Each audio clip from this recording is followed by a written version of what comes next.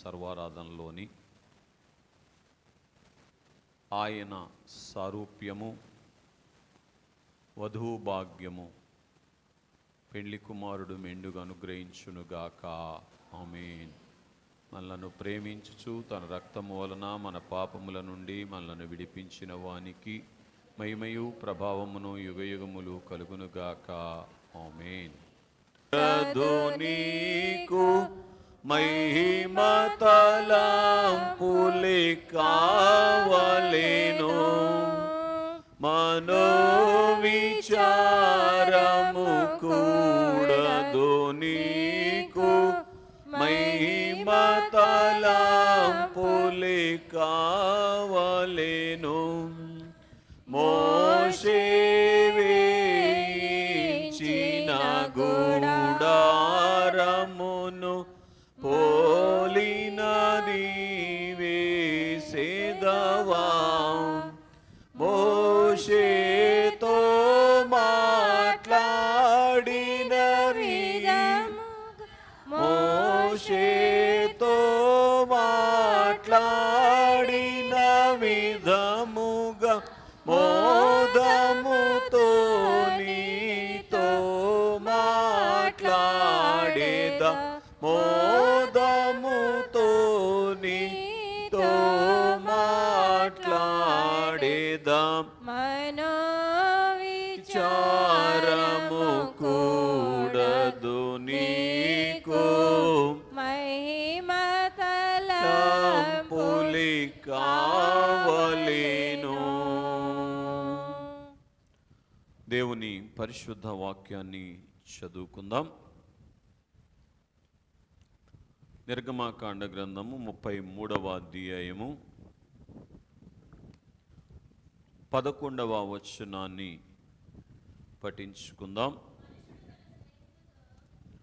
మనుష్యుడు తన స్నేహితునితో మాటలాడునట్లు యెహోవా మోషేతో ముఖాముఖిగా మాటలాడుచుండెను. ఈ వాక్య భాగములో నుంచి దేవుడు మనతో మాట్లాడునుగాక. ఆమేన్. స్నేహితులారా, చదవబడినటువంటి వాక్య భాగములోను మన జనకుల చేత పరిశుద్ధాత్మ తండ్రి గారు వ్రాయించినటువంటి చరణములోను దేవుడు మోదముతో మోషే గారితో మాట్లాడినట్లు మనం చూస్తూ ఉన్నాం. మోదము అనగా సంతోషము అని మనం ఎరుగుదుము. దేవుడు సంతోషముగా మోషే గారితో మాట్లాడినట్లుగా మనం చూస్తున్నాం. బాగా గ్రహించండి. దేవుడు ఆ బాధతో మాట్లాడినటువంటి సన్నివేశాలు ఉన్నాయి బైబిల్లో, కోపముతో మాట్లాడినటువంటి సన్నివేశాలు ఉన్నాయి, ప్రేమతో మాట్లాడినటువంటి సన్నివేశాలు బైబిల్లో మనం చూసేటువంటి వారముగా ఉన్నాం. కనుక ఈ రీతిగా దేవుని యొక్క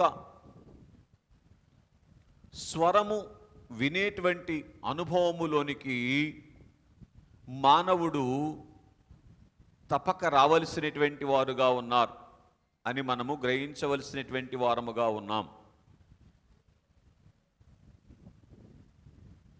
కనుక ఎందుకు దేవుని యొక్క మాట మానవునికి అవసరం అని మనము గ్రహించినటువంటి వారముగా ఉన్నట్లయితే, దేవుని మాట మానవుడు వినేటువంటి స్థితిలో నుంచి బయటికి వెళ్ళటానికే మానవ జీవితంలో కష్టాలకు నష్టాలకు కారణమైంది.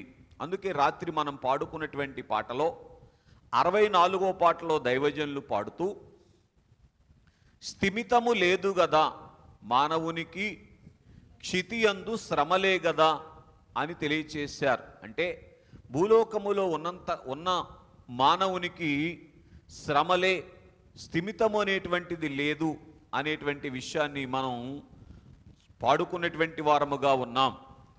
ఏ స్థితిలో ఉన్నవారికి స్థిమితము లేదు? అన్ని స్థితులలో ఉన్నటువంటి వారికి కూడా స్థిమితము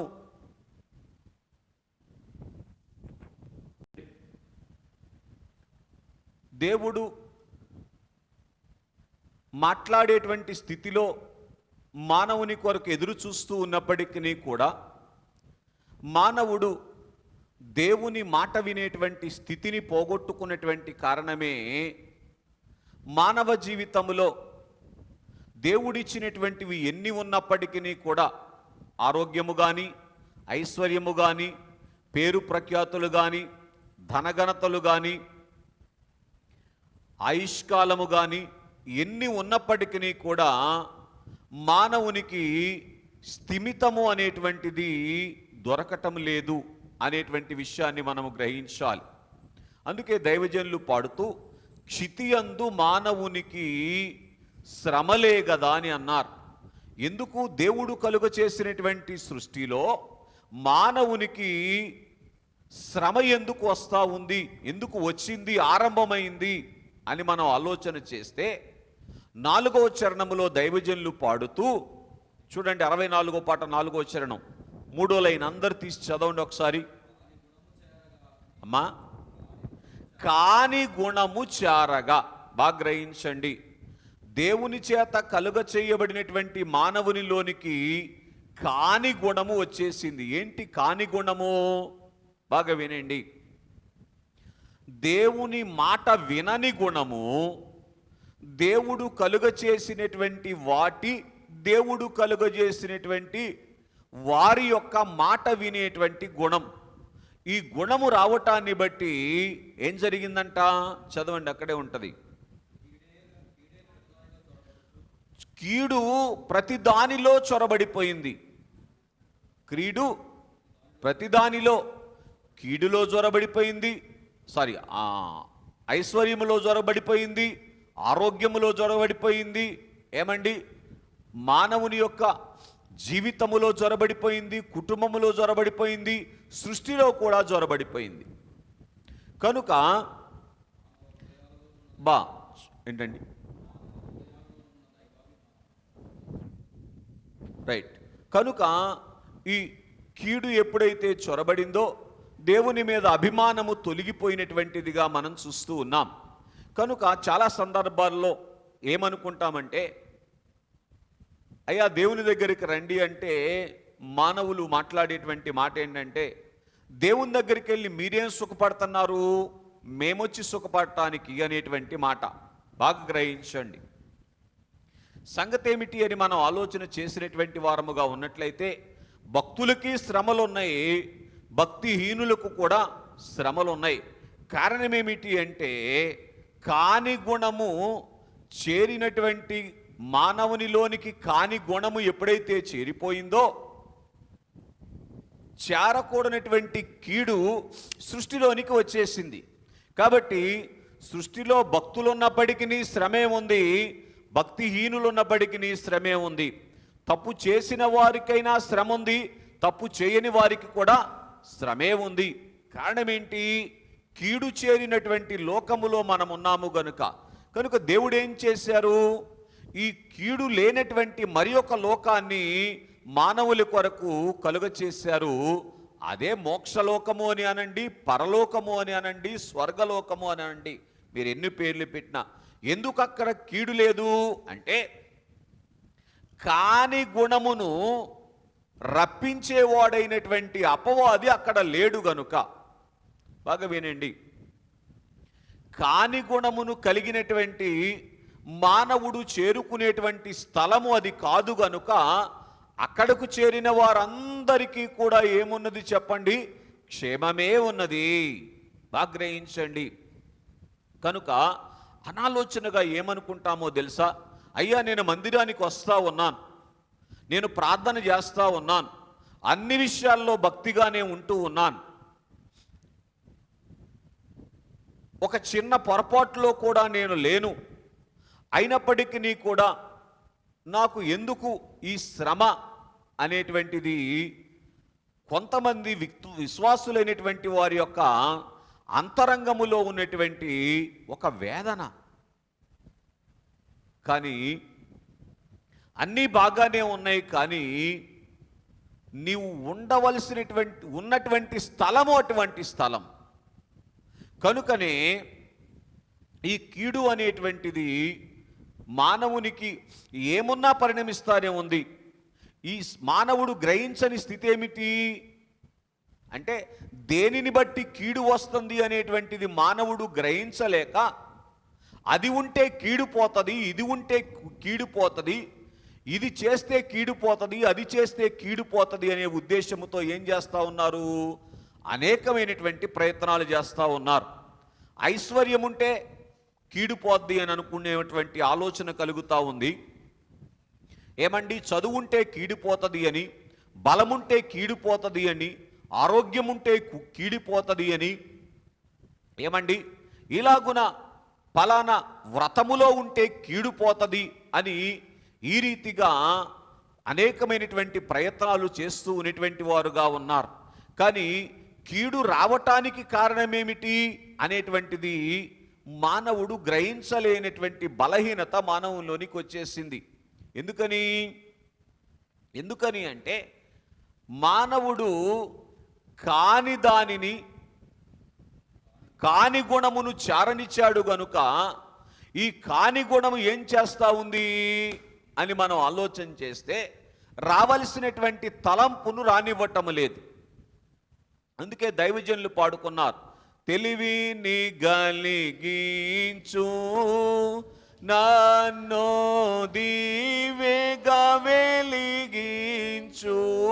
కనుక మానవునికి తెలివిని కలిగించేటువంటి వారు ఎవరు అంటే పరిశుద్ధాత్మ దేవుడు. ఆ దేవుని స్వాధీనములోనికి వెళ్ళి తెలివిని అందుకున్నటువంటి అనుభవములోనికి వచ్చినప్పుడు కీడుకు కారణము గ్రహించి కీడు లేనటువంటి లోకములోనికి చేరటానికి జీవితాన్ని ఖర్చు పెట్టుకునేటువంటి వాడుగా ఉంటారు. బాగా గ్రహించండి. అపర కోటీశ్వరులు కావచ్చు, ఏమండి అనాథలు కావచ్చు, కీడు అనేటువంటిది ఎప్పుడు తప్పించుకోగలుగుతారు అని మనం ఆలోచన చేస్తే, కేవలము ఈ కాని గుణమును పరిహారము చేసి, ఏమండి కీడు చేరినటువంటి లోకములో నుంచి కీడు లేని లోకములోనికి వెళ్ళిన తరువాత, కనుక కీడులోని లేని లోకములోనికి ఎప్పుడు వెళ్ళగలుగుతాం చెప్పునాన్న? కాని గుణము పరిహారం చేసుకోవాలి. కాని గుణం ఏమిటి? కీడు దేన్ని బట్టి వచ్చింది? కాని గుణాన్ని బట్టి, అంటే ఉండకూడనటువంటి గుణాన్ని బట్టి వచ్చింది. ఏంటి ఆ గుణం? దేవుని మాట వినని గుణము పూర్తి చేయండి. దేవుడు కలుగ చేసినటువంటి వాటి మాట వినేటువంటి గుణం. ఈ గుణములో నుంచి మానవుడు బయటికి వస్తేనే ప్లరా దేవుని గుడారములోనికి చేరేటువంటి వారుగా ఉంటారు అని మనము గ్రహించవలసినటువంటి వారముగా ఉన్నాం. కాబట్టి నేటి దిన మన సందేశం ఏమిటి అంటే, వధువు గుడారము. ఏం చెప్పండి? వధువు గుడారము. పిల్లరా, ఆ రీతిగా దేవుడు మనతో మాట్లాడేటువంటి అంత సంతోషముతో దేవుడు మనతో మాట్లాడేటువంటి అనుభవములోనికి రావటానికి మనమేం చేయాలో తెలుసా? దేవునికి గుడారం వెయ్యాలి. బాగా వినండి. మనం పాడుకునేటువంటి పాటలో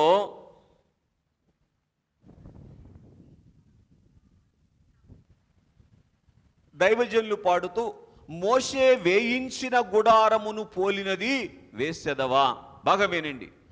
మోషే ఏ గుడారాన్ని వేయించారు? ప్రత్యక్షపు గుడారం. మోషే వేయించిన గుడారమును గురించి ప్రభు రాకడ ఆలస్యమైతే వచ్చే వారం మనం ధ్యానం చేద్దాం. బాగా వినండి. మోషే గుడారమును వేయించక ముందే మోషే దేవునికి గుడారం వేశారు. బాగా వినండి. మనము దేవునికి గుడారము వేస్తే అప్పుడు మనము దేవుని గుడారాన్ని వేయించగలం. మోషే దేవునికి గుడారమయ్యాడు గనుక దైవజనాంగమైనటువంటి ఇశ్రాయేలీల మధ్యలో దేవునికి గుడారము వేయించారు. అలాగునే పిల్లరా, మనము దేవునికి గుడారమైతే దేవుని యొక్క గుడారాన్ని ఈ లోకములో వేయించి లోకములో ఉన్న వారికి గుడార మహిమను వెల్లడి చేయగలిగేటువంటి వారముగా ఉంటాం. ఇది గ్రహించవలసినటువంటి సత్యం. కాబట్టి ప్రతి మానవునితో కూడా మోదముతో మాట్లాడాలని దేవుడు ఉద్దేశపడుతూ ఉన్నటువంటి వారుగా ఉన్నారు. అందుకే ఒక సందర్భములో యేసు ప్రభు వారు ఏమన్నారంటే, మత్తయి సువార్త 9వ అధ్యాయం 24వ వచనములో స్థలమియుడి అని తెలియచేశారు. ఎవరు మాట్లాడుతున్నారు ఈ మాట? సృష్టికర్త అయినటువంటి దేవుడు తాను కలుగ చేసినటువంటి సృష్టము దగ్గరకు వచ్చి, అయ్యా, I want to do favour for you, just you have to give a small place. నేను నీకు మేలు చేయాలనుకుంటున్నాను, నువ్వు నాకు స్థలం ఇవ్వు అని అడుగుతున్నారు. ఆలోచన చేయండి స్నేహితులారా, గమనించండి. ఈరోజు ఇక్కడికి వచ్చినటువంటి మిమ్ములను నన్ను కూడా దేవుడు ఏమంటున్నారో తెలుసా? స్థలం ఇవ్వండి అయ్యా నాకు అని అంటున్నారు. ఎందుకు దేవునికి స్థలము మనం ఇవ్వాలి? మనలో ఎందుకు స్థలం ఇవ్వాలో తెలుసా? మనలో మనకు మేలు జరిగేటువంటి దేవుని కార్యము జరగటానికి. అర్థమవుతుందండి? It's not for himself. అది దేవుని కొరకు కాదు సుమా, మన మేలు కొరకు మన జీవితములో ఆయన స్థలము ఇమ్మని అంటూ ఉన్నారు. ఇదేంటండి? ఆయన దేవుడు కదండి, మన్నడగటం ఏంటి అంటే, దేవుడు మానవునికి స్వతంత్రత అనేటువంటి లక్షణాన్ని ఇచ్చారు కాబట్టి పిల్లరా, దేవుడు ఎవరిని బలవంతం చేయరు గనుక బ్రతిమలాడుకుంటున్నారు. ఏమంటున్నారు చెప్పండి? బలవంతం చేయనటువంటి దేవుడు బ్రతిమలాడుకుంటూ ఉన్నారు. ఆయా సందర్భాల్లో పిల్లరా, ఆయా కూటాలకు రమ్మని దేవుని సేవకుల ద్వారా మాట్లాడేటువంటి మాట ఏమిటో తెలుసా? దేవుడు బ్రతిమలాడటం. అమ్మా మోషేసుకోపవాస ధ్యానాలకు రండి, అమ్మా స్వస్తి కార్యక్రమంలోనికి రండి, అమ్మా విజ్ఞాపన కూడికలోనికి రండి, అమ్మా ఏమండి సిద్ధబాటు కూడికలోనికి రండి, సన్నిధి క్రమములోనికి రండి. ఇవన్నీ కూడా ఎవరి మాటలు? బహిరంగానికి సేవకుని మాటలు. కానీ అంతరంగముగా దేవుని బ్రతిమలాడుతూ ఉన్నారు. ఎవరి మేలు కొరకు అంటే మన మేలు కొరకు అని మనము గ్రహించవలసినటువంటి వారముగా ఉన్నాం. కాబట్టి దేవునికి మా మీద ప్రేమ ఉంటే ఆయన మమ్మలను తీసుకొని వస్తాడు అనేటువంటి ఆలోచన పిల్లరా రాకూడనటువంటి ఆలోచన. ఆయన ప్రేమతోనే ఏమంటున్నారు చెప్పండి? ప్రయాసపడి భారం మోయిచున్న సమస్త జనులారా నా ఎద్దకు రండి అని పిలుస్తూ ఉన్నటువంటి వారుగా ఉన్నారు. ఇది మనము గ్రహించాల్సినటువంటి సంగతి. కనుక దేవుడు బలవంతుడే గాని బలవంతం చేయడు. ఇది మనము గ్రహించవలసినటువంటి మరి ఒక సత్యమని మనం గ్రహించాలి. కనుక బలవంతం చేస్తే పిల్లరా మనస్సులో దేవునికి విరోధమై బహిరంగముగా దేవుని దగ్గరకు వచ్చినప్పటికీ కూడా దేవుని దగ్గరకు రాని స్థితిలోనే ఉంటాం. ఇది దేవుని యొక్క ఆలోచన. అందుకే పరిశుద్ధ గ్రంథం ఏమంటా ఉంది అని అంటే, దేవుని వెదుకువారు ఎవరైనా కలరేమోనని యెహోవా ఆకాశము నుండి పరీక్షించుచున్నాడు అని గ్రంథం మాట్లాడుతూ ఉంది. బాగా గ్రహించండి పిల్లరా. 365 రోజులు 24 గంటలు భూమి మీద నువ్వు పడినటువంటి దినం మొదలుకొని ఈ లోక యాత్ర పూర్తి చేసే అంతవరకు కూడా దేవుడు నీ వెంట ఉండి ఇదే ప్రయత్నం చేస్తూ ఉన్నాడు, ఇదే మాట మాట్లాడుతూ ఉన్నాడు, స్థలమీయుడి స్థలమీయుడి అని. నాటి కాలములో దేవుడు మోషే గారితో ఎందుకు సంతోషముగా మాట్లాడారు? ఒక స్నేహితుడు మరి ఒక స్నేహితునితో మాట్లాడినట్లు దేవుడు మనిషితో మాట్లాడారు అని మనం ఆలోచన చేస్తే, మోషే గారు దేవునికి గుడారము వేశారు. ఈ రాకడ కాలములో వధువు సంఘము వరునికి ఆ గుడారము వేయగలిగితే ప్రభు ఏం చేస్తారు? వచ్చి వధువు సంఘముతో మాట్లాడతారు. అప్పుడు పిల్లరా మేఘం మీదికి వెళ్ళేటువంటి భాగ్యాన్ని సంపాదించుకునేటువంటి వారముగా ఉంటాం. మీరు గ్రహించారా? మోషే యొక్క 120 సంవత్సరాల శరీర జీవిత కాలములో బాగా గ్రహించండి. 120 సంవత్సరాల జీవిత కాలములో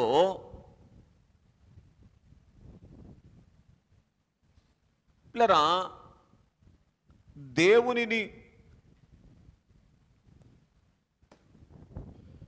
మోషే గారు తన 120 సంవత్సరాల జీవితకాలములో దేవుడు తనను సమీపించటానికి, తనతో మాట్లాడటానికి ఎంత ప్రయత్నం చేస్తూ ఉన్నారో మోషే గారు కూడా అదే ప్రయత్నం చేశారు. కనుకనే వధువు వరుడు ఒకటయ్యారు గనుక మోషే గారు రూపాంతర కొండ మీదకి వెళ్ళేటువంటి భాగ్యాన్ని సంపాదించుకున్నారు. ఇశ్రాయేలీలతో కూడా దేవుడు మాట్లాడటానికి ప్రయత్నం చేశారు, కానీ ఇశ్రాయేలీలు ఏమన్నారు? చదవండి, నిర్గమాకాండ గ్రంథము 20వ అధ్యాయము 19వ వచనం. అయ్యో, మోషే నువ్వు మాతో మాట్లాడు, మేము వింటాం. దేవుడు మాతో మాట్లాడితే, చూసారా, దేవుడు మాతో మాట్లాడితే మేము చనిపోతాం అనేటువంటి అపోహలో ఉన్నారు. స్నేహితులారా గమనించండి, ఎందుకు ఈ స్థితిలో ఉన్నారు అని మనం ఆలోచన చేస్తే, పిల్లరా, ఈ కాని గుణం ఉన్నది చూసారా, దేవుని యొక్క మాట వినని గుణము ఏం చేసింది అంటే మనుషుల యొక్క మాట వినేటువంటి పరిస్థితిలోనికి వెళ్ళిపోయింది. గనుక నువ్వు మాట్లాడయ్యా అని మేము వింటామని అన్నారు. విన్నారు. ఏ మాట విన్నారు? ఏ మాట విన్నారు? మన్నాను కూర్చుకోమన్న మాట విన్నారు, కానీ తలకు ఒక్క ఓమిరి కంటే ఎక్కువ కూర్చుకోకూడదు అనే మాట విన్నారా? బాగా గ్రహించండి స్నేహితులారా, గమనించండి. సంగతి ఏమిటి అని మనం ఆలోచన చేసినటువంటి వారముగా ఉన్నట్లయితే, దేవుని యొక్క మాట వినేటువంటి మనస్సు మానవునికి దూరమైపోయింది. గనుకనే దేవుడు మౌనముగా ఏం చేస్తా ఉన్నారు అంటే, తాను చేయాల్సినటువంటి శిలువ మహాయజ్ఞము చేసి కన్నీరు కారుస్తా ఉన్నారు. అనేకమైనటువంటి సాధనాల ద్వారా దేవుని మాట వినటానికి ప్రయత్నం చేస్తున్నారు, కానీ దేవుని ద్వారా దేవుని మాట వినటానికి ప్రయత్నం చేయటం లేదు. మీకు ఒక మాట చెప్పాలి, సౌలు దేవుని మాట వినాలి అనేటువంటి ఆలోచన కలిగినటువంటి వాడుగా ఉన్నాడు ఒక యుద్ధం ఎదురైనప్పుడు. కానీ ఎక్కడికి వెళ్ళాడు? కర్ణపిశాచి దగ్గరికి వెళ్ళాడు. సోది చెప్పేటువంటి వారి దగ్గరికి వెళ్ళారు. చూసారా, బాగా గ్రహించండి. కనుక ఇక్కడ మనం ఆలోచన చేసినటువంటి వారముగా ఉన్నప్పుడు, దేవుని యొక్క మాట వినేటువంటి అనుభవమును ఎవరైతే కలిగినటువంటి వారుగా ఉంటారో, వారు ఇష్టపడేటువంటి వారుగా ఉంటారో, వారు పిల్లరా దేవుని యొక్క స్వరముని వినేటువంటి స్థితిలోనికి రాగలుగుతారు. అందుకే దైవజనులు అన్నారు, ఈ రాకడ కాలములో బైబిల్ మిషన్ వారు మోషే వంటి పవిత్రులు కావాలి అని అన్నారు. ఏంటి మోషేలో ఉన్న పవిత్రత? దేవుని మాట మాత్రమే వినుట. ఈ మాట చెప్పండి నాతో. ఆయన మరెవ్వరి సలహా తీసుకోవాలా, ఒక్కసారి ఇత్రో సలహా తప్ప. ఎవరు? మోషే గారు. నేను వాట్సాప్లో కూడా అదే మాట పెట్టాను మీకు, అయ్యగారు చెప్పినటువంటి మాటే. కనుక మోషే ఇత్రో మాట విన్నాడు, అదే విచారము అని దైవజనులు తెలియచేశారు. బాగా వినండి, లోకవశములో ఉన్నటువంటి వారి యొక్క మాటలో ఏముంటుందో తెలుసా? ఎంతో కొంత లోకాధికారి యొక్క ఉద్దేశం ఉంటుంది. బాగా గ్రహించండి. దేవుడు మోషేకు ఇవ్వాలి అనుకున్నటువంటి ఆధిక్యతను పరోక్షముగా ఇత్రో ఏం చేశాడు? తగ్గించాడా, పెంచాడా? అర్థమవుతుందండి. కనుక ఎందుకని? ఇది లోకాధికారి వశములో ఉన్నటువంటి వాని యొక్క మాట. ఏ సందర్భములో అయినా సరే, సమస్య చిన్నదైనా పెద్దదైనా సరే, ఏమండి, దేవుని నోటితో వినేటువంటి అనుభవములోనికి వస్తే ఆ మాటలో ఏముండదో తెలుసా? దోషం ఉండదు. అది మనకు ఖచ్చితముగా మేలు చేసేటువంటి మాట అవుతుంది. ఇది మనము గ్రహించాలి. ఈ దేవుని స్వరము దేవుని స్వరము వినేటువంటి అనుభవములోనికి మనలను తోడుకొని వచ్చుటకే బైబిల్ మిషన్ను దేవుడు ఈ లోకానికి పంపించారు. దేవునికి మహిమ కలుగునుగాక. ఎందుకు ఈ మాట అంటున్నానంటే, ఏ రీతిన దేవుని స్వరము వినగలమో ప్లరా బైబిల్ మిషన్ను అందుకున్నటువంటి దైవజనులు ఎరిగి మన గమనానికి తీసుకొని వచ్చారు. ఆ క్రమములోనికి రాగలిగితే ఏం చేస్తాం? దేవుని యొక్క స్వరము వినేటువంటి అనుభవములోనికి వస్తాం. కాబట్టి ఆ కాలములో ఇంచుమించుగా 30 నుంచి 40 లక్షల మంది దేవుని ప్రజలు ఉన్నప్పటికీ కూడా దేవుడు మోషే గారితోనే ఎందుకు సంతోషంగా మాట్లాడారు? ఈ మాటను కొంచెం ఎట్లాగంటాను. మోషే గారితో దేవుడు సంతోషంగా మాట్లాడారు అనే మాటకు ఇంకొక కోణం ఏంటి అంటే, దేవుడు మోషే గారితో మాట్లాడటం దేవునికి సంతోషం. ఎందుకో, దేవుడు మోషే గారితో మాట్లాడుతూ ఉంటే మోషే గారు వింటున్నాడు. అలాగే దేవుడు మోషే గారితో మాట్లాడుతుంటే మోషే గారు వినిన దానిని పూర్తి చేయండి ఆచరిస్తూ ఉన్నారు. అందుకు దేవునికి సంతోషం. మేము కూడా వింటున్నాం కదండి దేవుని మాటలు. ఎస్, మనం అందరం వింటున్నాం దేవుని మాటలు. విన్న మాటను ఏమండి ఆచరణలోనికి తీసుకొని వస్తే దేవుడు సంతోషించేటువంటి వారుగా ఉన్నారు. అక్కడ దాకా ఎందుకు? మీరు ఏదైనా నాకు ఒక మాట చెప్పారనుకోండి, మీరు చెప్పిన మాట నేను విన్నాననుకోండి, ఇంకొక మాట మీకు ఏం చేయబుద్దవుద్ది? సంతోషంగా చెప్పబుద్దవుద్ది. అవునా? వినలేదనుకోండి, ఎన్నిసార్లు చెప్పినా వినలేదనుకోండి, పూర్తి చేయండి. మనం చెప్పంలేండి నీకు చెప్పినా వినడని, కానీ దేవుడు ప్రేమ గలవాడు కాబట్టి ఏం చేస్తాడు? బాధతో చెప్తాడు. అర్థమవుతుందండి? కనుక ఒక కాలములో ఇశ్రాయేలీలు తన మాట వినని కారణాన్ని బట్టి యెషయా గ్రంథం 1వ అధ్యాయం 1వ వచనములో ఆయన అంటాడు, ఆకాశమా ఆలకించుము, భూమి చెవియొగ్గుము. అర్థమవుతుందండి? నేను పిల్లలను కని ఉన్నాను, వారిని పెద్ద చేసి ఉన్నాను, వారు నా మీద తిరుగుబాటు చేశారు, వారు నా మాట వినుటలేదు అని దేవుడు తెలియచేసినట్లుగా మనం చూస్తూ ఉన్నాం. కనుక ఆ రోజు బాధతో దేవుడు మాట్లాడారు, కానీ మోషే గారితో సంతోషముతో మాట్లాడారు. పిల్లరా,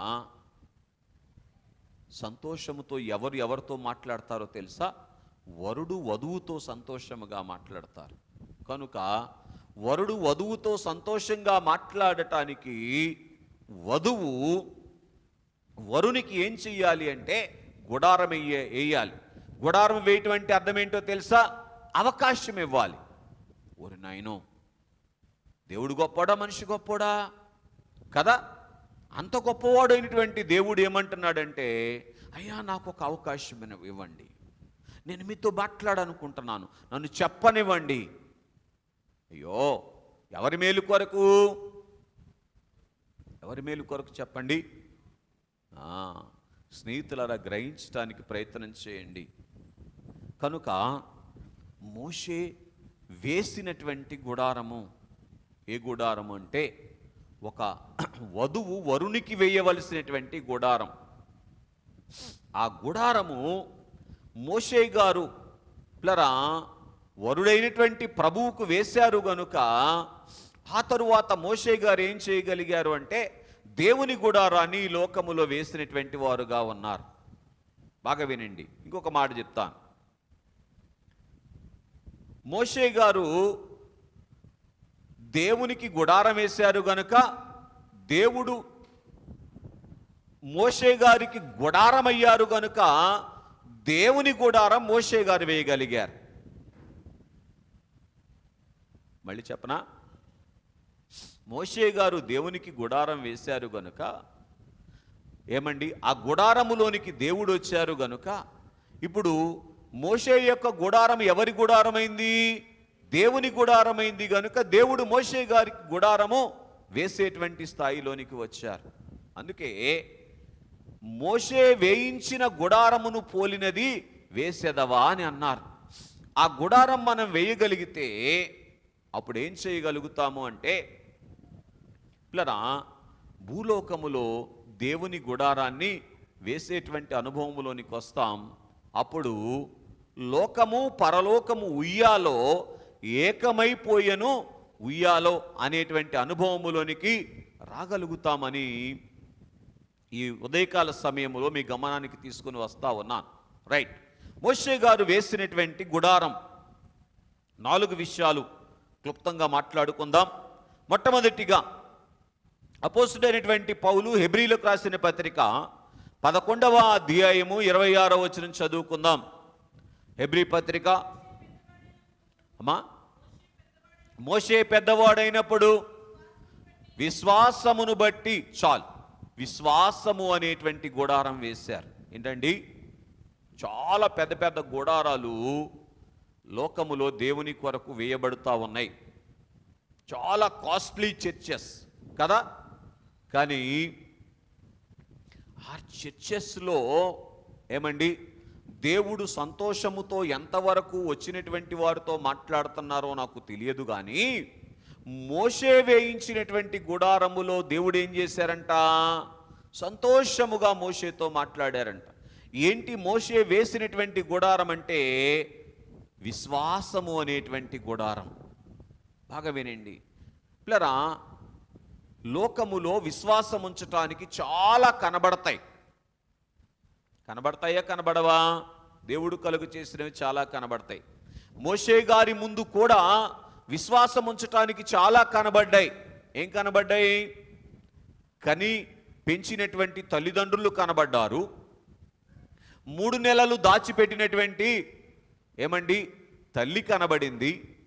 ఆ తరువాత మోషే గారికి ఏం జరగబోతుందో అని కనిపెట్టినటువంటి అక్క కనబడింది.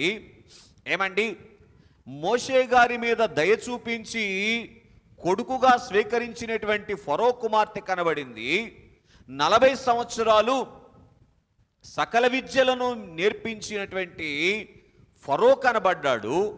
ఏమండి, ఆ తరువాత మళ్ళీ 40 సంవత్సరాల్లో పూర్తి చేయండి. ఏమండి, పొరుగు దేశము నుంచి పరాయి వ్యక్తిగా పారిపోయి వచ్చినటువంటి మోషేను చేర్చుకున్నటువంటి ఇత్రో కనబడుతున్నారు. నా మామ గనుక నన్ను చేర్చుకున్నాడు అని ఆయన మీద విశ్వాసం ఉంచే అవకాశం ఉంది. ఆ తరువాత ఎవరో తెలియని వ్యక్తితో వివాహమాడటానికి ఇష్టపడినటువంటి సిప్పోరా కనబడతా ఉంది. స్నేహితులరా, ఆ తరువాత దేవుడు మోషే గారికి ఇచ్చినటువంటి కుమారులు కనబడతా ఉన్నారు. స్నేహితులరా, ఇంకో మాట చెప్పనా? ఆ తరువాత మిగిలిన 40 సంవత్సరాల్లో దేవుడు మోషే గారికి ఇచ్చినటువంటి కర్ర కనబడతా ఉంది. ఇంచుమించు 40 లక్షల మంది ప్రజలు కనబడతా ఉన్నారు. దేనికి? విశ్వాసం ఉంచటానికి, వారి మీద వాటి మీద విశ్వాసము ఉంచటానికి ఆధారాల్లోనే. మనం ఏమనుకుంటామో తెలుసా? ఏమీ లేదు గనుక మోషే గారు దేవుని మీద విశ్వాసం ఉంచారు అని. బాగా వినండి, అపవాది అనేకము చూపిస్తాడు. దేవుని వైపు తిరగకుండా అనేకమైనటువంటి వాటి మీద విశ్వాసం ఉంచటానికి. అర్థమవుతుందండి? అమ్మో అమ్మో, ఏంటమ్మో? అమ్మో, ఈ డబ్బు లేకపోతే చచ్చిపోతాను, ఈ ఆరోగ్యం లేకపోతే నేను బతికేవాణ్ణి కాదు, ఈ ఐశ్వర్యము లేకపోతే ఏమండి నాకు ఇంకా ఏమైనా ఉందా?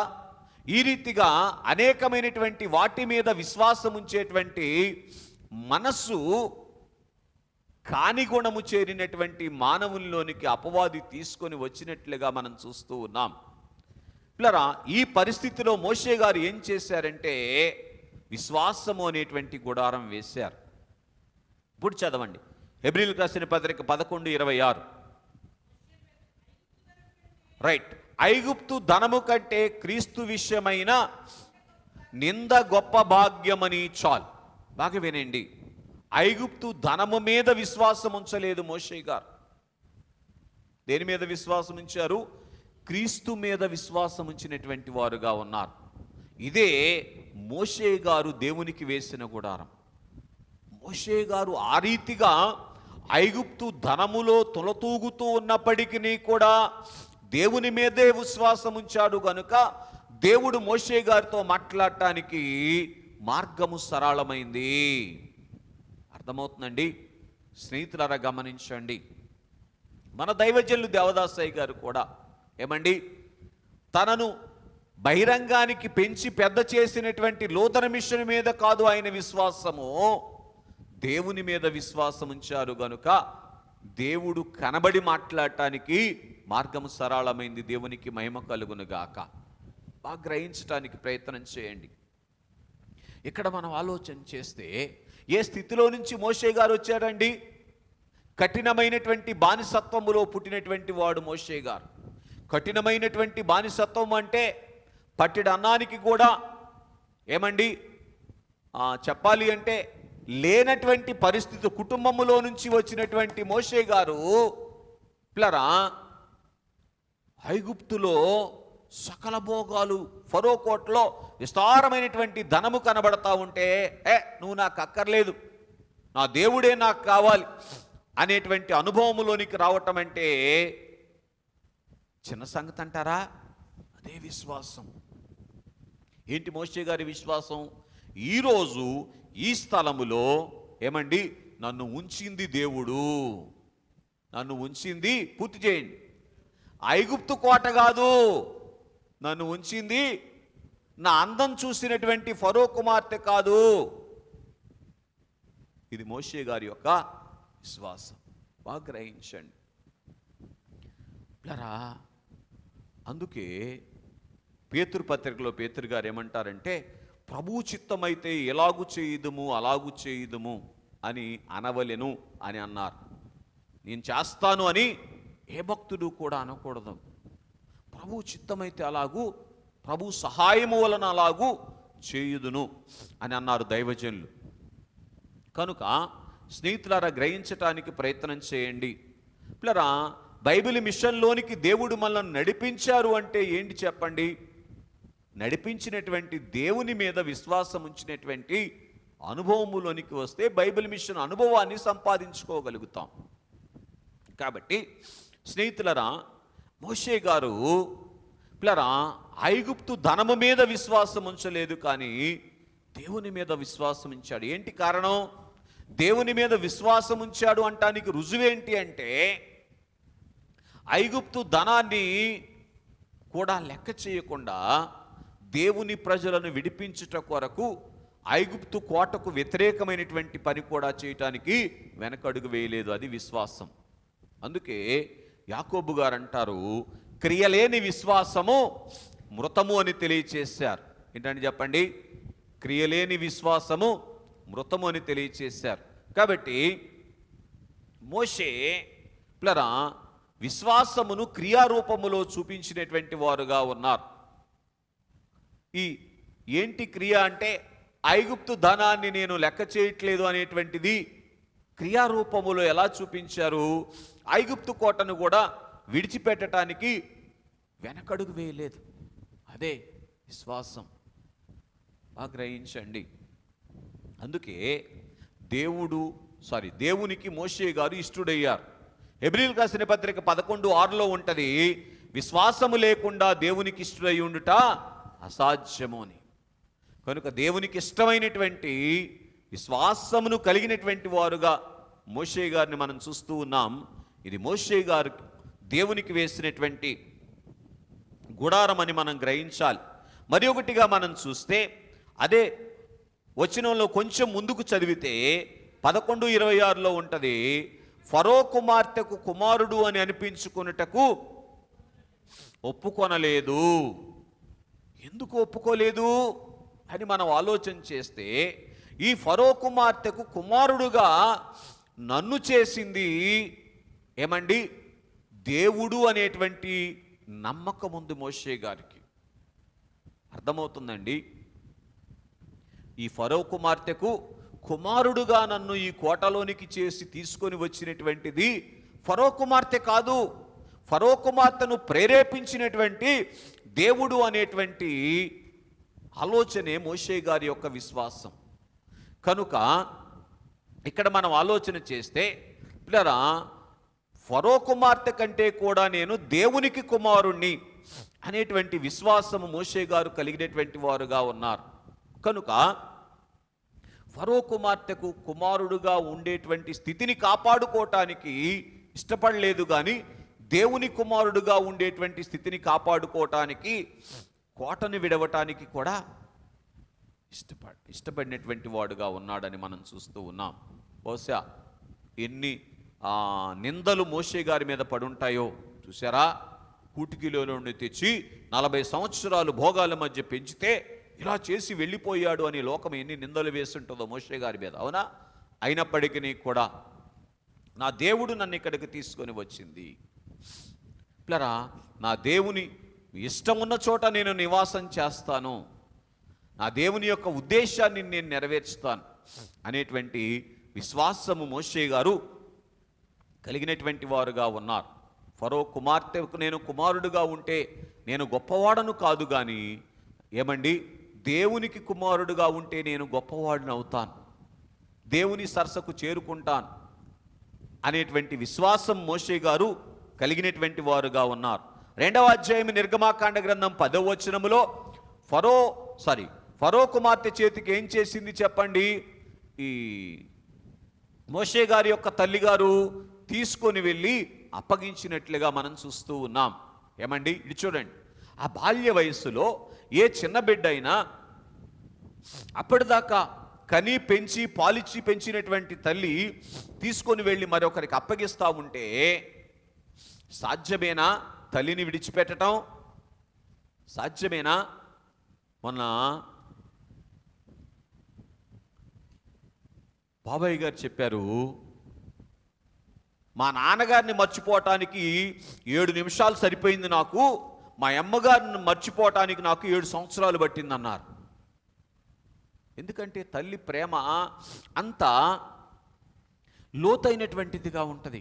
కాబట్టి మోషే యొక్క జీవితములో ఏమండి, మీరు బాగా ఆలోచన చేస్తే ఎందుకు ఏమండి ఆ బాల్యకాలములో తల్లి తీసుకొని వెళ్ళి ఫరో కోటలో అప్పగిస్తే సంతోషముగా కోటలో అడుగు పెట్టారు. ఇన్ని సంవత్సరాలు ఈ తల్లి ఒడిలో బహిరంగానికి నా తల్లి నన్ను పెంచుతా ఉన్నా అంతరంగముగా నా దేవుడే నన్ను పెంచాడు, కాబట్టి నేను ఇలా ఉండగలిగాను అనేటువంటి విశ్వాసం ఉంది మోషే గారికి. దేవునికి మహిమ కలుగును గాక. అర్థమవుతుందండి? కాబట్టి ఇప్పుడు ఐగుప్తు కోటలోనికి తీసుకొని వెళ్తున్నాడు అంటే దాంట్లో కూడా దేవునికి ఏదో ఉద్దేశం ఉంటుంది, ఆ ఉద్దేశాన్ని నేను నెరవేర్చాలి అనేటువంటి ఆలోచన మోషే గారు కలిగినట్టు. నేను ఎక్కడుంటే ఏంటి, దేవుడు నాకుండగా, అది మోషే గారి విశ్వాసం. 3 నెలలు తల్లి ఒడిలో ఉంటే ఏంటి, ఆ తరువాత బాల్యకాలం అంతా తల్లి పోషణలో ఉంటే ఏంటి, ఆ తర్వాత ఐగుప్తు కోటలో ఉంటే ఏంటి, మిద్యానులో ఉంటే ఏంటి, నన్ను కాపాడేది దేవుడైతే. ఇది మోషే గారి యొక్క విశ్వాసం. ఈ విశ్వాసం అనేటువంటి గుడారం మోషే గారు దేవునికి వేశారు గనుక దేవుడు ఏం చేశారు, ఈ విశ్వాసములో ఐగుప్తు కోటలో మోషే గారికి ఇవ్వాల్సిన తర్ఫీదు ఇచ్చారు. దేవునికి మహిమ కలుగును గాక. ఐగుప్తు కోటలో మోషే గారికి దేవుడు ఏ తర్ఫీదు ఇచ్చారు అంటే శ్రమలను భరించేటువంటి తర్ఫీదు ఇచ్చారు. ఏ తర్ఫీదు అంట? ఎందుకని? ముందుకు మోషే గారు ఏం చెయ్యాలి? శ్రమలను భరించాలి. కనుక ఈ విశ్వాసం అనేటువంటి గుడారం ఏం చేసింది? పూర్తి చేయండి. దేవుని యొక్క ఇష్టము మోషే గారి జీవితములో జరిగేటట్లుగా చేసింది. ఇప్పుడు దేవుని ఇష్టం ఏంటి ఆ సమయానికి మోషే గారి విషయములో? చెప్పండి అమ్మా. అయ్యో, ఐగుప్తు కోటలో ఉండటం దేవుని ఇష్టం. ఐగుప్తు కోటలో శ్రమలను భరించేటువంటి స్థితిని ఏమండి తర్ఫీదు అవటం దేవునికి ఇష్టం. అర్థమవుతుందండి? ఎందుకని అంటే మనం శ్రమ పడుతుంటే దేవునికి ఏమైనా సంతోషం అంటారా? మరి ఎందుకు మోషే గారిని శ్రమ ఉన్నటువంటి కోటలోనికి నడిపించారు? అయ్యో, రేపటి దినమందు ఆయన అనుభవించబోయేటువంటి శ్రమల ద్వారా ఏం చేయాలి మోషే గారు? హెబ్రీ పత్రిక 11వ అధ్యాయంలో మీరు చదివారు కదా, 26వ వచనములో ఏమండి? బహుమానముగా దేవుడు ఇవ్వబోయేటువంటి బహుమానాన్ని చూశాడు. కనుకనే పిల్లరా మోషే గారు విశ్వాసం అనేటువంటి గుడారం వేశారు. ఏంటి ఇంతకాలం అంటే ఏదో తల్లి దగ్గర ఉండనిచ్చావు, ఇప్పుడేంటి తీసుకొచ్చి నన్ను ఇక్కడ పడేసావు అని అనలేదు. అదే విశ్వాసం అనేటువంటి గుడారం. దైవజనులు, మన దైవజనులు ఎలాగైతే వెళ్ళక తండ్రి చిత్తానికి ఎదురు వెళతానా అని పిల్లరా జీవితకాలం అంతా తండ్రి చిత్తానికి లోబడ్డారో, మోషే గారు కూడా పూర్తి చేయండి. అయ్యో తండ్రి చిత్తాన్ని ఎందు విశ్వాసం ఉంచినటువంటి వారుగా ఉన్నారు అని మనం చూస్తూ ఉన్నటువంటి వారముగా ఉన్నాం. పిల్లరా గ్రహించండి. ఇంకొక అడుగు ముందుకు వస్తే పిల్లరా నిర్గమాకాండ గ్రంథము 4వ అధ్యాయము 20వ వచనములో పిల్లరా దేవుని యొక్క మాట ప్రకారము మోషే ఏం చేశారండి? మరలా ఐగుప్త దేశానికి తిరిగి వెళ్ళినటువంటి వారుగా ఉన్నారు. ఈ విశ్వాసమును దేవుడు చూసినటువంటి వారుగా ఉన్నారు. బాగా వినండి. విశ్వాస పరీక్షలో నిలబడుతూ వచ్చినటువంటి అనుభవమే మోషేతో మోదముగా మాట్లాడేటువంటి స్థితిలోనికి తీసుకొని వెళ్ళిందండి. ఈ మాటే ఏం చేసిందో తెలుసా? మనిషిని కలిగజేసినటువంటి మోషే గారిని మహిమలోనికి తీసుకొని వెళ్ళింది అని మనం చూస్తూ ఉన్నాం. కనుక ఇక్కడ మనం ఆలోచన చేస్తే 5వ అధ్యాయము 22వ వచనములో కూడా ఇశ్రాయేలీలైనటువంటి వారు మోషే గారి మీద తిరుగుబాటు చేస్తే కూడా 21వ వచనములో విశ్వాసాన్ని విడిచిపెట్టలేదు మోషే గారు. వీళ్ళు తిరుగుబాటు చేస్తే మట్టుకి నా దేవుడు కాదు కదా నా మీద తిరుగుబాటు చేసింది, కాబట్టి నేను దేవుని మీద నమ్మిక ఉంచుతాను అనేటువంటి విశ్వాసము మోషే గారు కలిగినటువంటి వారుగా ఉన్నారు అని మనం చూస్తూ ఉన్నటువంటి వారముగా ఉన్నాం. ఇదే విశ్వాసం అనేటువంటి మరి యొక్క గుడారమని మనం చూస్తూ ఉన్నాం. అట్లాగే నిర్గమాకాండ గ్రంథము 14వ అధ్యాయము 11వ వచనములో మనం చూసినప్పుడు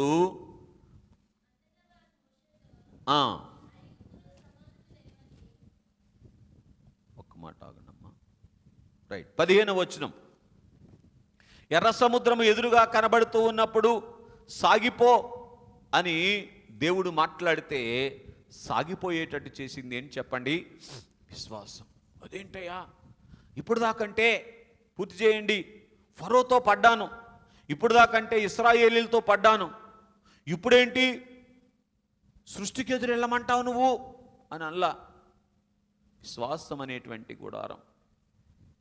కనుక ఈ విశ్వాసం అనేటువంటి గుడారము దేవునికి ఇష్టమైనటువంటి గుడారం. కనుక మోషే గారు దేవునికి వేసిన గుడారం ఏంటి చెప్పండి? విశ్వాస గుడారం. ఈ రాకడ కాలములో వధువు సంఘమైనటువంటి మనము దేవునికి ఏ గుడారం వేయాలి? విశ్వాసం అనేటువంటి గుడారం వేయాలి. మీరు బాగా ఆలోచన చేయండి. కొండ మీద అగ్ని కనపడతా ఉంది, కొండ కింద ఉన్నటువంటి మోషేను దేవుడు ఏమన్నారు? కమాన్ అన్నాడు 19వ అధ్యాయంలో కదా. ఓ పక్కనేమో కొండను తాకుతూ ఉన్నటువంటి పశువులు చనిపోతా ఉన్నాయి, కొండను చూసి ఇశ్రాయేలీలు వణికిపోతా ఉన్నారు, ఆ కొండ వణుకుతా ఉంది. అటువంటి స్థితిలో దేవుడు ఏమన్నారు మోషే గారితో? ఎక్కిరా అన్నాడు. ఎందుకు ఎక్కి వెళ్ళగలిగాడు మోషే? అయ్యో విశ్వాసం. నా దేవుడు ఎక్కిరమ్మన్నాను గనక నేను ఎక్కి వెళ్ళగలను దేవుని దగ్గరికి. ఇదే విశ్వాసం. అర్థమవుతుందండి? కనుక ఈ రీతిగా ఏ పరిస్థితి మధ్య శరీర నేత్రాలతో చూస్తే ఆ పరిస్థితి ఎలా కనబడతా ఉంది? ప్రాణం పోయే పరిస్థితిలా కనబడతా ఉంది ఆ అగ్నిలో, శరీర జ్ఞానముతో ఆలోచన చేస్తే. అయినప్పటికీ కూడా విశ్వాసాన్ని విడిచిపెట్టలేదు గనక ఆ కొండ మీదకి ఎక్కి వెళితే దేవుడు ఏం చేశారు? ఒక మనుషుడు తన స్నేహితుడితో మాట్లాడినట్లు మోదముతో మాట్లాడాడు. దేవునికి మహిమ కలుగునుగాక. అర్థమవుతుందండి? విశ్వాసం ఏం చేస్తుందో తెలుసా? ఇలా అన్నిటినీ తాళుకునేటట్టు చేస్తుంది. కష్టాన్ని తాళుకునేటట్టు చేసింది, నష్టాన్ని తాళుకునేటట్టు చేసింది, నిందను తాళుకునేటట్టు చేసింది. ప్రాణభీతిని కూడా లెక్క చేయకుండా చేసింది. కష్టాన్ని ఎక్కడా ఏమండి, బాల్యకాలములో బానిసత్వములో ఉన్నప్పుడు ఏమండి, నింద ఎక్కడా, నష్టం ఎక్కడా, ఐగుప్తు కోటలోంచి బయటికి వచ్చినప్పుడు ఏమండి, ఇలాగున ఇశ్రాయేలీల యొక్క నింద ఎక్కడా, మళ్ళీ 5వ అధ్యాయములో ఈ పరిస్థితులన్నీ కూడా దాటుకుంటూ రావటానికి గల కారణం ఏంటి? విశ్వాసం అనేటువంటి గుడారం. కనుక ఇవన్నీ దేవుడు చూస్తూ ఉన్నారు. కనుక దేవుడు ఏమన్నారంటే, చాలా అబ్బాయి ఎక్కువచ్చే అన్నాడు. ఇసుక కొండ మీద రాగానే కమాన్ అన్నాడు, ఎక్కి వెళ్ళి దేవుని సరసన కూర్చున్నాడు. రైట్. రెండవదిగా ఇక చదివేస్తాను, సమయం అయిపోయింది కనుక. విధేయత అనేటువంటి గుడారం. నిర్గమాకాండ గ్రంథం 3వ అధ్యాయము 4వ వచనములో ఏమండి, అప్పటికి 80 సంవత్సరాల నుంచి శ్రమలో ఉన్నాడు మోషే. 40 సంవత్సరాలు ఐగుప్తు కోటలో శ్రమ పూర్తి చేయండి, 40 సంవత్సరాలు మిద్యానులో శ్రమ. మిద్యాను దేశంలో కూడా ఎందుకు ఆ యొక్క శ్రమలో మోషే గారు నిలబడ్డారు అని మనం ఆలోచన చేస్తే, ఇట్లా దేవుడు ఏదో పాఠం చెప్పటానికి నన్ను ఈ మిద్యాన్లోనికి నడిపించారు అని మోషే గారు ఉద్దేశపడ్డారు. ఏంటి దేవుడు చెప్పాలనుకున్న పాఠం? వినయ విద్య నేర్పించాలి అనుకున్నారంట. ఎందుకని? వినయ విద్య ఏమండి, ఇశ్రాయేలీలను నడిపించడానికి అవసరము గనుక. ఈ లోకములో మనం నడవటానికి ఏం కావాలో తెలుసా? వినయ విద్య కావాలి. అందుకే దైవజనులు అన్నారు, ఆయన మీతో చెప్పునది చేయుడు. కనుక ఆయన చెప్పినది చేసేటువంటి వినయం కావాలి. రైట్. కాబట్టి 40 సంవత్సరాలు ఐగుప్తులో, 40 సంవత్సరాలు మిద్యానులో శ్రమల మధ్య నలిగిపోతూ ఉన్నటువంటి మోషేను 3వ అధ్యాయములో మోషే అని పిలవగానే ఏమంటున్నాడు? చిత్తము ప్రభువా అన్నారు. ఇదే విధేయత అనేటువంటి గుడారం. ఎన్ని శ్రమలు మధ్యను ఉన్నప్పటికీ కూడా దేవునికి విధేయత కనబరచటమే దేవునికి అనుకూలమైనటువంటి గుడారం. ఏంటంటే చెప్పండి, దేవుడు మనతో మాట్లాడటానికి అనుకూలమైనటువంటి గుడారం. ఇక ఆ తర్వాత 9 తెగుళ్ళు ఎదురైనప్పటికీ కూడా, 9 సార్లు ఫరో ఎదురు తిరిగినప్పటికీ కూడా ఏమండి, 10వ కూడా దేవుడు ఏమన్నారు మోషేతో? వెళ్ళు, ఫరోతో మాట్లాడు. ఎంత విధేయత కావాలి! చాలులే అయ్యా, ఇప్పటిదాకా పడ్డాయి అని అనొచ్చుగా. దేవుడు చెప్పారు గనక నేను చేయాలంతే విధేయత. ఏమండి, ఆలోచన చేయండి. ఓ పక్కనేమో ఫరోతో ఏమండి వ్యతిరేకత, మరి ఒక పక్కనేమో అదే 5వ అధ్యాయం 2వ వచనములో ఫరోతో అపహాస్యం. ఆ తర్వాత 14వ అధ్యాయము ఏమండి లో మనం చూస్తే 11వ వచనములో ఇశ్రాయేలీలైనటువంటి వారేమో ఎదురు తిరుగుతూ ఉన్నారు, మమ్మల్ని చంపటానికి ఇక్కడ తీసుకొని వచ్చావా అని అంటున్నారు. ఆ తర్వాత 17వ అధ్యాయములోకి వచ్చేవరకే పూర్తి చేయండి, శత్రువులు అమాలేకీలు యుద్ధానికి వచ్చారు. ఏమండి 16వ అధ్యాయములో పూర్తి చేయండి, నీళ్లు దొరకలేదు, తాగటానికి తినటానికి భోజనం దొరకలేదు. అయినప్పటికీ కూడా మోషే ఏం కలిగి ఉన్నారు చెప్పండి? విధేయత. ఈ విధేయత అనేటువంటి గుడారాన్ని చూసినటువంటి దేవుడు, నువ్వే నాకు కావాలి అని పిలిచారు. ఇలా గ్రహించండి, దైవజనులు కూడా ఇలాగున 80 సంవత్సరాల వరకు నలిగిపోతూ ఉండగా ఆ విధేయత చూసినటువంటి దేవుడు ఏమన్నారు? దైవజను దేవదాస్ అయ్య గారితో, నువ్వే కావాలి నాకు బైబిల్ మిషన్ స్థాపించడానికి అన్నారు. ఏం చూశారు? విశ్వాసము చూశారు, విధేయత చూశారు దైవజనుల్లో. కనుక మోషే గారు వేసినటువంటి విధేయత అనేటువంటి గుడారం ఎంత విధేయత అంటే చాలా విషయాలు ఉన్నాయి. సంఖ్యాకాండం 16వ అధ్యాయం 4వ వచనములో ఇశ్రాయేలీలు మోషే గారి మీద తిరుగుబాటు చేస్తే సాగిలపడ్డాడంట. ఎవరికి? ఇశ్రాయేలీలకు. అయిలారా మీరు ఇట్లా చేస్తున్నారేంటి? ఎంత విధేయత అండి, ఆలోచన చేయండి. ఏదో ఒక రీతిగా ఏమండి దేవుని ప్రజలను దేవరాజ్యములోనికి తీసుకొని వెళ్ళాలి. ఏమండి 9వ అధ్యాయము ద్వితీయోపదేశకాండ గ్రంథము 18వ వచనములో 40 పగుళ్ళు 40 రాళ్ళు 40 పగుళ్ళు 40 రేతులు దేవుని పాదాల మీద సాగిలపడ్డాడు. ఎంత గొప్ప విధేయత! నువ్వు చెప్పిన పనే కదయ్యా, ఎంతకాలం విధేయత చూపించమంటావు అని అడగల. విధేయతే విధేయతే విధేయతే. అర్థమవుతుందండి? రైట్. కనుక రెండవ గుడారం, మొదటి గుడారం ఏంటి చెప్పండి? మోషే వేసిన గుడారం. రాసుకున్న వాళ్ళు చూసి చెప్పడం కాదు, రాసుకున్న వాళ్ళు చూడకుండా చెప్పాలి. విశ్వాసం అనేటువంటి గుడారం. రెండవ గుడారం ఏంటి? విధేయత అనేటువంటి గుడారం. మూడవ గుడారం విన్నపము. నిర్గమాకాండ గ్రంథము 32వ అధ్యాయము 11, 12, 32 వచనాలు. పిల్లరా ఇక్కడ మనం చూస్తే పిల్లరా ఇశ్రాయేలీల మీద దేవునికి కోపం వచ్చింది, కానీ బహిరంగానికి మనం పరీక్ష చేస్తే మోషే గారికి కోపం రాలా. అవునా? ఏమన్నాడు దేవుడు? చూడండి 32వ అధ్యాయంలో 11వ వచనానికి ముందు మాటలు కొంచెం త్వరగా అమ్మా. 32వ అధ్యాయంలో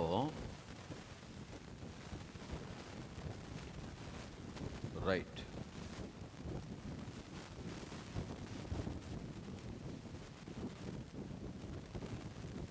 10వ వచనం. నీవు ఊరకుండము, నా కోపము వారి మీద మండును, నేను వారిని కాల్చివేసి నిన్ను గొప్ప జనముగా చేసేదనని మోషేతో చెప్పగా. అంత కోపం దేవునికి వచ్చింది. ఏమండి, కోపం వస్తే ఇశ్రాయేలీల మీద కోపం వస్తే, ఇశ్రాయేలీల మీద మోషే గారి మీద కోపం వచ్చింది. ఇశ్రాయేలీల మీద కోపం వస్తే మోషే గారు ఏమంటున్నాడు చూడండి 11వ వచనం. పర్వాలేదు అమ్మా. మోషే తన దేవుడైనటువంటి బతిమలాడుతున్నాడంట. అయ్యా, నీ కోపం వస్తే ఎట్లాగయ్యా? వాళ్ళు చేసిన తప్పేనైనా ఆలోచించేయండి. ఎంత ఏం చేస్తున్నాడంట దేవుడు? బ్రతిమలాడుతున్నాడంట. విన్నపము అనేటువంటి గుడారం.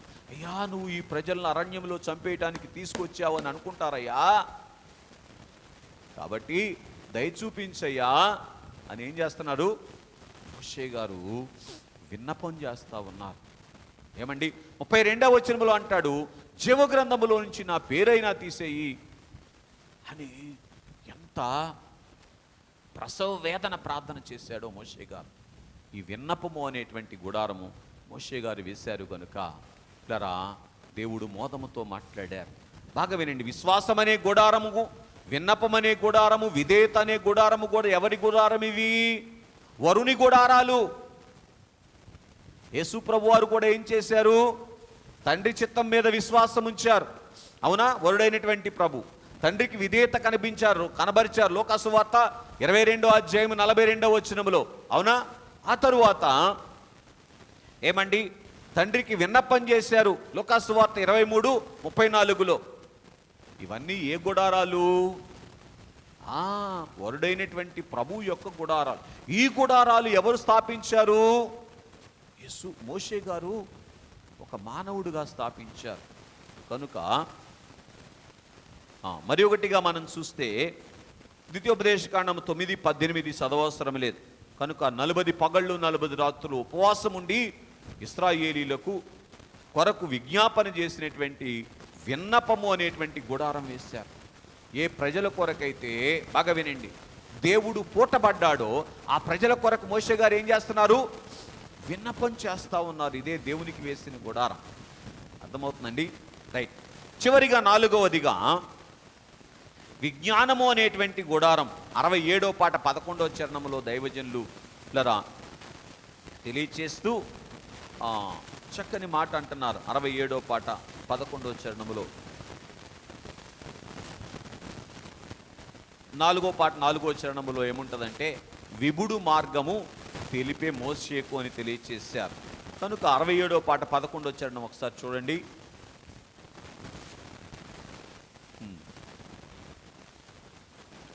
విద్యకు ప్రాముఖ్యులవుదురు. బాగా వినండి.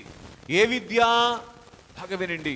లోకములో ఉన్నటువంటి విద్య జ్ఞానమిస్తే దేవుని విద్య విజ్ఞానమిస్తుంది.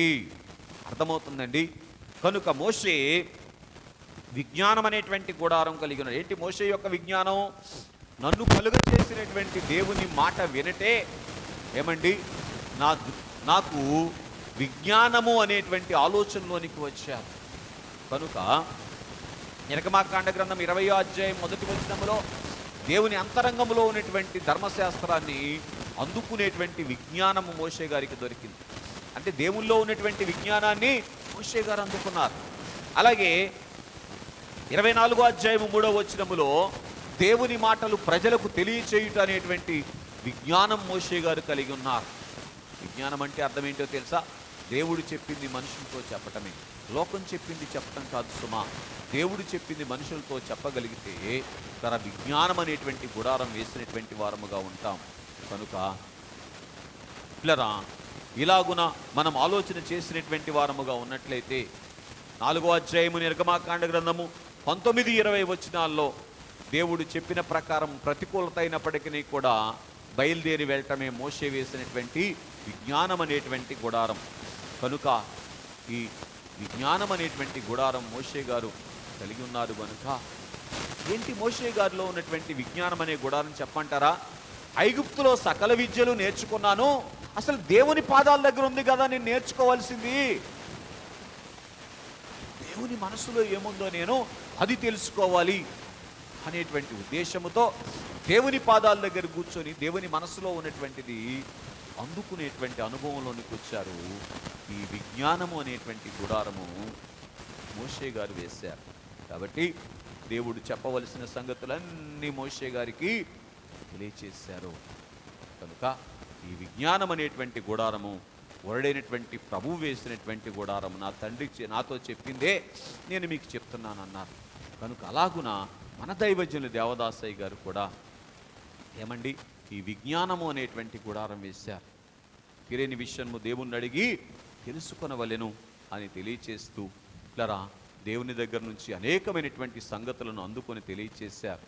కనుక ఆ రీతిగా ఈ గుడారములను వేసి ఇట్లరా వధువు రూపును సంపాదించుకొని మేఘమెక్కగలిగినటువంటి ధన్యత దేవుడు మనకు అనుగ్రహించునుగాక.